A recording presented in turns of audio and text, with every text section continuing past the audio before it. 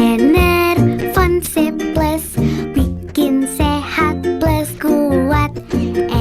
Enervon C plus, plus sehatnya plus aktifnya. Vitamin A untuk mata sehatku, vitamin B untuk energi sehatku, vitamin C untuk daya tahan tubuhku, vitamin D untuk tulang kuatku. Enervon C plus, jadikan ku generasi sehat.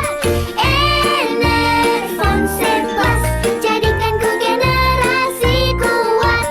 Enervon C plus, bikin sehat plus kuat.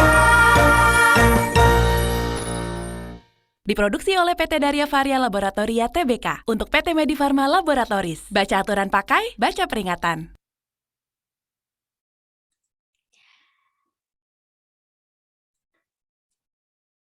Halo, kembali bersama saya Aulia Isti sebagai pembawa acara webinar Enervon C Plus Lomba Bercerita Anak dengan judul Menanam Value Kejujuran dalam Perilaku Anak melalui Senang Bercerita dan Jus FM dengan enervon.id.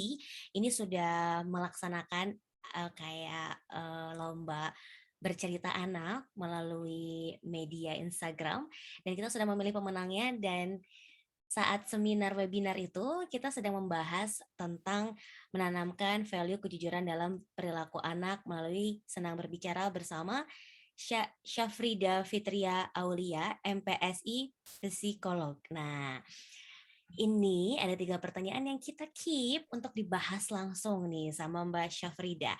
Mbak Syafrida, ini yang pertama, ada pertanyaan dari Dipta Hima yang masuk di webinar kita tadi, yang itu pertanyaannya tentang bagaimana mengatasi anak yang menirukan hal-hal yang berbohong dan lebih rentan kebiasaan itu, terutamanya menyimpan rahasia terhadap orang tua. Oke. Selamat petang. Jadi ayah dan ibu memang menanamkan value kejujuran pada anak tidak serta-merta ya. Jadi memang semuanya butuh berproses, terutama jika anak masih berusia di bawah 6 tahun. Nah, jika anak mulai meniru, itu yang kita lakukan adalah yang paling penting adalah memberikan teladan. Jadi waktu kemarin sebelum webinar itu sebenarnya kan memang anak saya kebetulan usia hampir 5 tahun, itu juga mulai berbicara kebalikan ya seringnya. Jadi memang masa perkembangannya mulai usia 4 tahun kan memang seperti itu. Jadi perkembangan kognitif itu juga diikuti dengan bagaimana dia bisa membedakan kejujuran dan kebohongan. Dan usia anak usia dini ternyata pada usia 4 sampai 5 tahun itu mulai mengutarakan ketidakjujuran. Jadi bisa jadi anak itu bukan meniru, tapi memang itu sedang saatnya, gitu. Memang sedang masanya mengungkapkan hal-hal yang di luar yang berkebalikan dengan kenyataan, gitu. Nah, jadi untuk supaya anak tidak meniru, itu yang perlu orang tua lakukan pertama memang menjadi teladan. Jadi ketika anak mulai mengatakan hal yang berkebalikan dengan realita, itu kita bisa tanyakan lagi ke anak. Coba kita tadi kamu pikirkan baik-baik. Apakah benar memang seperti itu kejadiannya, kronologisnya misalnya seperti itu. Misalnya dia mengatakan tadi aku mau minta nonton di HP ibu bilang boleh. Yakin ibu bilang boleh? Coba diingat-ingat lagi gitu. Jadi memang prosesnya kita yang perlu bersabar ya, karena memang terutama anak-anak itu kan 1-2 kali seringkali tidak berhasil gitu. Jadi orang tua memang perlu mencari cara meskipun itu harus puluhan kali kita sampaikan ke anak gitu. Tapi memang yang paling utama adalah menjadi teladan. Betul, karena sebenarnya saya pernah mendengar ya, Mbak Syafrida, tidak ada anak yang nakal, yang ada orang tua yang kurang sabar, betul tidak? sayangnya begitu, Itulah, sayangnya begitu. sayangnya begitu ya. Oke, jadi memang harus diteladani dari orang tuanya lebih dulu ya, Bu Mhm, Syafrida ya. mhm, Dan kita juga memang harus mulai menjaga komunikasi antara ibu dan ayah jika memang jangan sampai di depan suami depan istri ngomongnya A, di belakang anak jadinya B gitu. Jadi itu bisa suatu hal yang ditiru dengan mhm. mudah ya. Iya, karena kan seperti yang tadi sudah saya sampaikan juga, Hmm. bahwa anak itu mudah sekali, apa namanya, menurut ketika misalnya diminta berbohong gitu kan, Iya, misalnya, iya betul. "Nanti kalau ayah tanya ini, jangan bilang ini loh," gitu kan Ah misalnya, iya betul betul ibunya sekali. gitu kan, Betul betul sekali. gitu. Nah itu anak kan jadi, "Oh oh bisa ya kayak gitu ya?" Gitu. Benar. "Nanti Terus kalau ada saya yang cari ibu, jangan bilang ibu di rumah ya," misalnya. iya betul, tuh hal-hal sekecil itu ya, Mbak Syafrida ya. Dan ini selanjutnya, ini ada lagi pertanyaan yang selanjutnya. Ini jika kita mendapati anak 10 tahun berbohong, konsekuensi apa yang sebaiknya kita berikan kepada anak nih? Gimana ini Mbak Syafrida? Kalau kita 10 tahun itu memang, fasenya sebenarnya sudah mulai ini ya, secara, kognitif sudah lebih apa, berkembang dengan baik Mhm. dan apa namanya, pemahaman terhadap moral juga apa namanya, karena didukung dengan kognitifnya yang sudah lebih, Yes. berkembang baik itu, secara moral juga seharusnya mereka Mhm. memang, lebih konsisten ketika, apa namanya, bersikap jujur ya. Jadi Mhm. memang ketika anak usia 10 tahun itu ketahuan berbohong, kita perlu lihat lagi, apa namanya, tadi kan yang sudah sempat saya sampaikan bahwa ketika anak bicara tidak jujur itu kita perlu perlu lihat 3 hal.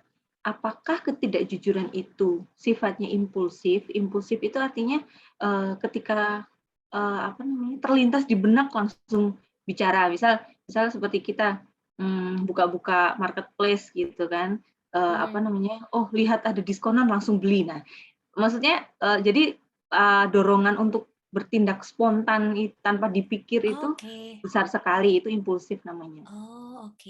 Itu Nah, terjadi di usia kemudian 10 tahun itu ya? dilihat dulu apakah dia berperilaku impulsif, yang kedua maladaptif, seberapa Oke. merugikan ketidakjujuran yang, dia lakukan, Oke. gitu. Seberapa merugikannya itu bagi Oke. dirinya dan orang lain. Kemudian yang Oke. ketiga, apakah frekuensinya sudah sangat sering? Oh, oke. Gitu, Ditinjau terus ya mhm, pokoknya ya, Mbak mhm. Syafrida ya? Ya, jadi jika 3 itu ternyata memang sudahlah anak memang impulsif, maladaptif, merugikan banyak pihak, termasuk Mhm. dirinya sendiri dan orang tua, kemudian frekuensinya sering, itu kita bisa memikirkan konsekuensi yang lebih tegas. Misalnya, Oke.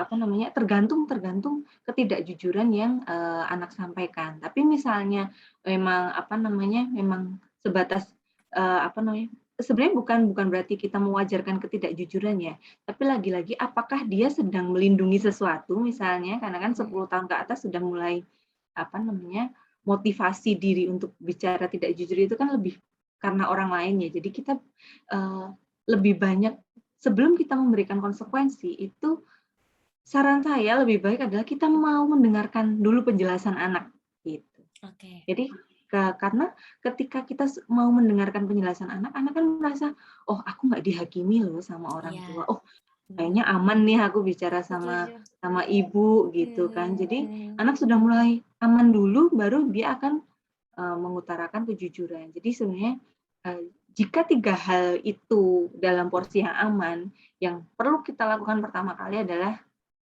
mendengarkan dulu, mendengarkan penjelasan anak, karena anak pasti punya penjelasan kan, kenapa dia seperti itu. Dan kita juga bisa sampaikan, "Kamu tadi bilang sama mama seperti ini, tapi kata bu guru," misalnya, atau kata temanmu, atau siapapun saksi perbuatan anak, Mhm. saat itu apa, sampaikan aja gitu. Atau misalnya kira-kira nanti anak jadi apa, ilfil sama Mhm. temennya atau gurunya gitu ya, Mhm. kita bisa, "Tapi tadi mama dengar, ceritanya tidak begitu loh." Oh, iya, iya. Bisa Jadi seperti itu. kita membiarkan anak untuk memiliki haknya untuk menjelaskan ya, sehingga nanti ada proses Mhm, diskusi yang terjadi ya, Mbak mhm, Syafrida ya? mhm. Iya, jadi semacam Oke. praduga tak bersalah dulu gitu. Wow, luar biasa. Jadi itu malah yang ngebuat kita semakin tidak berjarak ya dengan masa pertumbuhan anak kita sendiri ya Mbak Syafrida jadinya ya. Iya benar, benar. Jadi kan karena kadang orang tua kan sudah kadung melihat, wah anakku kok perilakunya kayak gini, langsung Langsung kaget duluan. iya, jadi panik akhirnya malah yang muncul adalah marah-marah dulu misalnya gitu kan, anak jadi makin jaga jarak. Betul. Tapi jika kita memang membangun konsekuensi dulu, membangun diskusi dulu sebelum ada konsekuensi, jadi anak paham, oh ini bukan pelampiasan rasa marah, tapi memang ini adalah hal yang harus aku tanggung dari apa yang aku lakukan, begitu ya Mbak Syafrida ya. Jika dibangun ada masa menjelaskan, terus masa bukannya ini gini ya, ibu membalikan, hingga akhirnya dia menyimpulkan bahwa oh iya ini salah gitu ya Mbak Syafrida. Iya benar sekali. Karena dari jurnal hasil penelitian juga disampaikan bahwa truth promoting itu mengungkapkan kebenaran itu yang paling berpengaruh itu kan sebenarnya parenting style ya, pola asuh. Jadi berdasarkan hasil penelitian itu kecenderungan anak untuk berbohong atau tidak itu paling utama dipengaruhi oleh parenting style. Nah, yang disarankan itu kan memang parenting yang otoritatif ya, bukan yang otoriter. Jadi otoritatif itu tegas, tapi responsif. Tegas tapi responsif. Jadi tidak. Jadi seperti layangan ya, layangan. Jadi anak dibebaskan, kita bebaskan ya. Tapi nanti misalnya sudah mulai terlalu tinggi atau berbahaya, takut khawatir nyangkut gitu, kita mulai kendalikan gitu. Wow. Jadi otoritatif ya. Ya itu yang paling disarankan ya, ini yang firm and responsive parenting gitu. Wow, ini menjadi ilmu yang berharga sekali loh Mbak Syafrida untuk saya yang belum jadi ibu.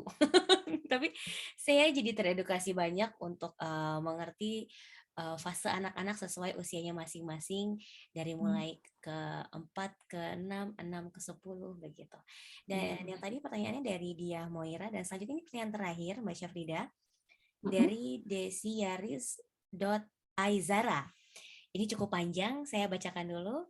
Anak saya usia 12 tahun, dia punya tugas nyapu sama cuci piring. Tapi ketiga tugas cuci piring harus diingetin terus.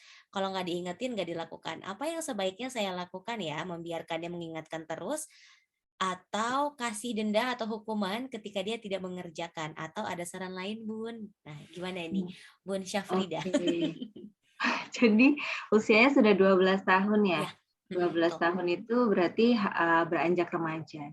Nah, jadi memang ketika anak membentuk kebiasaan baik ya, itu kan kebiasaan baik untuk bertanggung jawab atas house chores gitu kan, hal-hal yang berkaitan dengan rumah tangga gitu kan. Nah, memang kebiasaan baik itu paling mudah dibentuk ketika anak berusia kurang dari 6 tahun. Kebiasaan baik itu. Jadi karena sebelum 6 tahun anak akan taunya oh itu kebiasaan aja gitu. Jadi mereka akan lebih ringan mengerjakannya. Di atas 6 tahun itu effortnya lebih besar karena anak taunya itu adalah aturan. Gitu. Dan kita kan sulit ya sebenarnya menerima aturan kan, dan terlalu banyak aturan itu tidak menyenangkan gitu kan. Setuju. Gitu. Jadi memang sampai ada quote yang sebenarnya sedamai-damainya rumah itu adalah yang minim aturan. Nah, tapi minimnya aturan itu bisa tercapai jika kebiasaan aturan itu yang kita sepakati di keluarga itu sudah menjadi kebiasaan. Jadi memang membangun kebiasaan itu kan dulu penelitiannya 21 hari ya. Kalau Mbak ingat dulu ada iklan sikat gigi yang 21 hari. Betul, gitu kan. Nanti akan terbiasa setelah itu ya. Semacam itu. Atau misalnya kita berpuasa. Puasa Ramadan itu kan sebenarnya membangun kebiasaan juga kan. Tadarus dan sebagainya 30 hari. Nah, itu saja masih lepas Ramadan lepas juga gitu kan. Lepas juga ya, udah nggak ada orang sekitar, udah beda kegiatannya, jadi kita nggak terdorong lagi. Gitu kan. Jadi nah itu ada pengaruh juga dari lingkungan kan. Nah, penelitian terbaru membangun kebiasaan itu minimal 60 hari. Dengan syarat 60 hari. Dengan syarat konsisten. Nah, konsisten ini memang butuh kesabaran yang luar biasa, apalagi anaknya sudah berusia 12 tahun. 12 tahun itu adalah masa-masa di mana anak sudah lingkungannya sudah bukan hanya orang tua. Itulah kenapa anak usia dini 6 tahun itu lebih mudah diatur sebenarnya, karena pengaruh paling besar, otoritas paling besar masih orang tua. Tapi di atas 6 tahun itu sudah peer group-nya sudah pengaruhnya besar gitu kan, apalagi 12 tahun yang menginjak remaja gitu kan, sudah mulai banyak alasan misalnya gitu kan. Ada aja yang bisa dibantah dari orang tuanya gitu. Oke. Sebenarnya kalau di dalam psikologi memberikan hukuman itu tidak terlalu disarankan, tapi memang memberikan konsekuensi itu disarankan. Misalnya konsekuensi yang nyambung dengan perkara tidak menyapu misalnya, tidak menyapu kamar nih anak, ya udah nggak apa-apa, jangan disapu kamarnya, gitu. Jadi Sampai orang tua tidak nggak usah. nyaman sendiri ya. Iya, jadi kan kadang orang tua nggak tega ya, kamar anakku Mau nggak? Iya bener. ya gitu kan, Gimana mau ngasih kita hukuman sapukan, gitu. Iya, gitu kita sapukan kalian, tapi sambil marah-marah gitu kan. Ini karena kamu nggak nyapu, jadinya mama yang nyapu kotor dan sebagainya misalnya.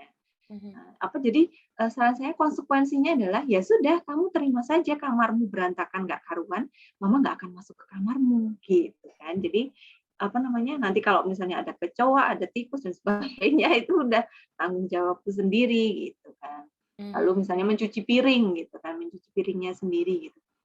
Iya. Misal dia tidak mencuci piringnya sendiri terus piringnya habis mau makan, ya itu konsekuensi gitu kan. Konsekuensi ya itu karena memang kamu tadi nggak cuci piring gitu kan, masa mama yang cucikan gitu kan. Kita sudah. Nah, jadi pertama yang memang harus dibangun adalah kesepakatan dulu. Kesepakatan misalnya kamu bertanggung jawab atas kamarmu, menyapu kamarmu, mencuci piringmu, menyiapkan seragam sekolahmu misalnya, atau buku-buku sekolah. Nah, kalau itu tidak disiapkan dengan baik, maka nanti konsekuensinya loh nak, kamarmu kotor, berantakan, buat belajar enak nggak ya kira-kira, misalnya seperti itu. Atau misalnya nanti kalau misalnya kamu mau makan ternyata piringnya habis, piringnya masih kotor, kamu harus cuci dulu padahal kamu sudah sangat lapar misalnya. Jadi lebih prefer memberikan konsekuensi daripada kita memberikan hukuman. Tapi yang pertama harus dimulai adalah dibangun kesepakatan dulu. Karena kalau tiba-tiba misalnya nggak ada kesepakatan sama sekali nih, gitu kan.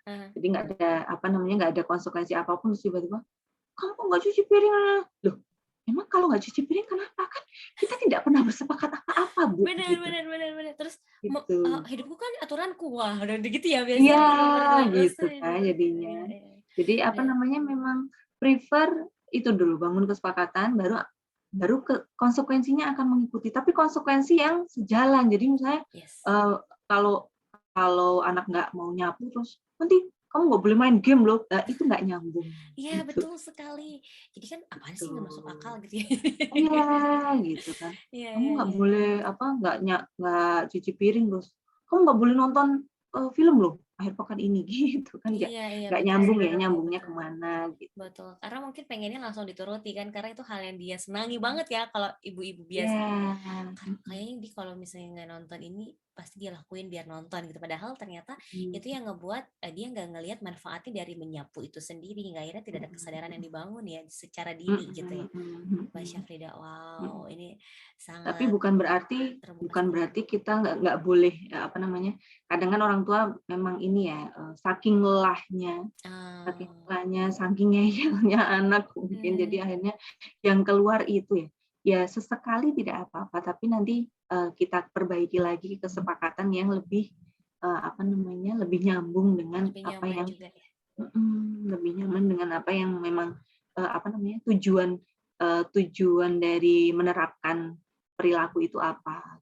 Oke, wow, luar biasa sekali jawaban-jawaban dari Mbak Syafrida yang ternyata kita jadi tahu dasarnya untuk memperbaiki hal-hal itu sesuatu nggak langsung lari ke hukuman ya Mbak Syafrida ya, tapi benar-benar kita tuh harus memperbaiki dari kesepakatan dulu hingga akhirnya anak pun mengikuti arahannya sehingga jika harus mendapati hukuman konsekuensi aja udah jadi hal yang harus dia pikirkan terlebih dahulu ya sebelum memikirkan hukuman ya Mbak Syafrida ya. Benar sekali. Wow. Intinya sebenarnya ketika kita mengasuh anak itu bukan parent centered atau maupun child centered ya. Artinya bukan berfokus pada orang tua saja atau ke anak saja, tapi pada prinsip.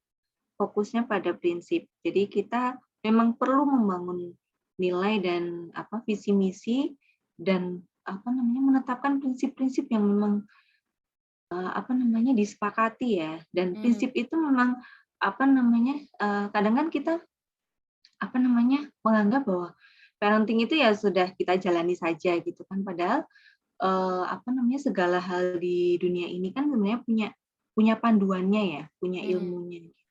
Yang penting ketika mengasuh anak, pesan saya itu perhatikan tiga ilmu setidaknya, ilmu agama, ilmu fisiologi, artinya tumbuh kembang anak apakah mereka sehat atau tidak, makanya sejalan dengan lomba bercerita bersama Enerfonsi kan memang tujuannya supaya anak-anak sehat ya Mbak.